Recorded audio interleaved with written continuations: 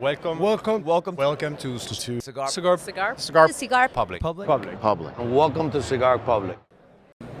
I'm Antoine Reid. I'm with the Premium Cigar Association, and also I have a podcast called Deep Cuts Live. And welcome to the association. All right, sitting with Antoine Reid, D Cups Live, and PCA. Welcome, sir. Thank you very much for your time. Thank you for having me on. So, talk to us a little bit about your involvement with PCA, and let's also get a little bit backstory with Deep Cuts Live.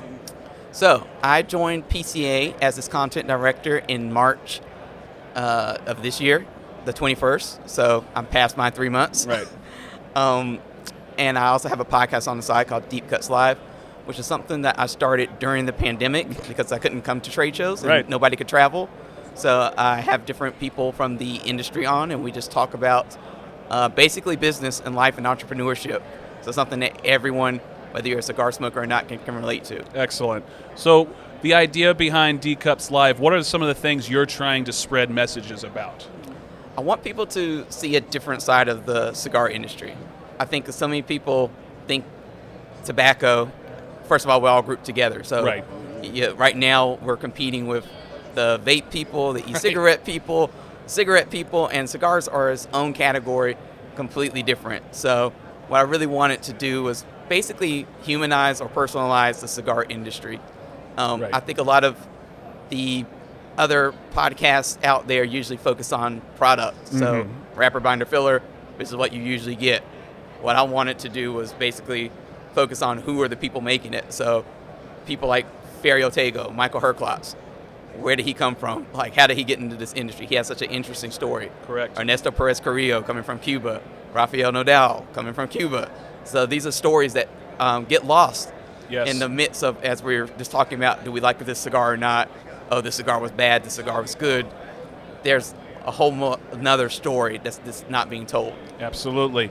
So looking at cigar media as it exists right now, you kind of touched on it a little bit. What are some of the things you think cigar media in general could improve upon, something you'd like to see more of that would make it better? I would like to see people go beyond ratings and reviews. I feel like most people in the media, they kind of get into it and they think everyone is doing ratings, everyone's doing reviews. I need to give somebody a 93 review, they'll like me or whatever. Right. You know, I need to give somebody 89. If I don't like the cigar, I need to make a big deal about it. Right. I think that's scratching the surface of media. I think it's a bigger challenge to go beyond and figure out your own lane. Not everyone is good at, stories about entrepreneurship, but find something that you like. Like if you're into sports, you can talk about sports with a lot of the people from the cigar industry. There's so many people in the cigar industry that play musical instruments. Matt Booth plays a musical instrument.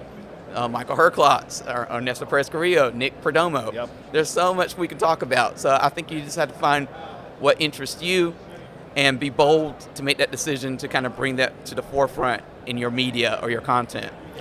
What do you think is the biggest challenge the cigar culture faces right now to maintain its relevance, to grow its influence? I think it's bringing new cigar smokers into the experience. Well, when I spend time on TikTok, which sounds weird for a 39-year-old person, I do not do dancing or anything like that, but I'm doing cigar content, and it's educational stuff. I don't know if I'm the right person to teach these people these things. I learn things all the time because if you get something wrong on there, you'll get the cigar people who says, no, that's not right, and you should do it like this. And I think that's great. But what I also find is that there's so many people on TikTok that will stumble upon, due to the algorithm, they'll stumble upon the content and they'll be curious about cigars, but they have no idea what a cigar is, what makes it different. They smoke cannabis, and they think that how you smoke cannabis or approach cannabis is the exact same way you do cigars, and it's not. So a lot of it is how do we bring more people into the fold, educating them about the craft and what makes it different. Absolutely. So education seems to be key, not just educating the cigar consumer, but possible would-be consumers, people who could be interested, who would get a lot out of this lifestyle, but haven't been given the opportunity to discover anything about it. Yes. So, and that's what kind of brings me to PCA as well, because we want to do more outreach to consumers. We want to do more outreach to retailers.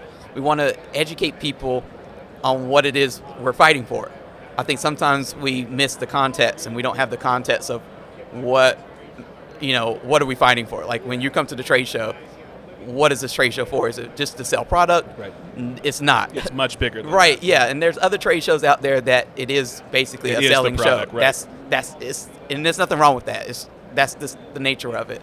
But with PCA, it goes beyond selling product. Yes, we have a lot of products that debut here, but this is like our Super Bowl.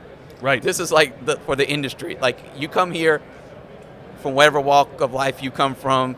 You come here as a manufacturer, as a consumer, and the whole thing is like we're just celebrating the culture.